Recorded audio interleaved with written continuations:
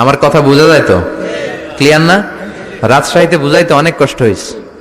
এই রাজশাহীর সাথে পাবনার মিল আছে। এরা নরে বলে ল, নরের ল বলে, লৌকা লৌকা বলে। কি বলে? লৌকা লৌকা। নোয়াখালীতে শর্ট করে ফেলে, সিম্পল। ওরা বলে, আমরা বলি তুমি খেয়ে শুয়ে যাও, নোয়াখালীরা কয় তুই খাই হতি যা।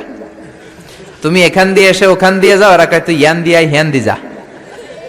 আবার ফেনিওয়ালারা ফেনিরে ডাকে হেনি। কি ডাকে?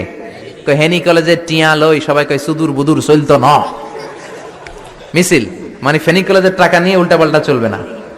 তো আমার সেনবাগে মাহফিল, এই বছর তো নোয়াখালীতে যে কি পরিমাণে মাহফিল, প্রতিদিন নোয়াখালী মাহফিল আমার এই সামনের কিছুদিন থেকে শুরু হচ্ছে।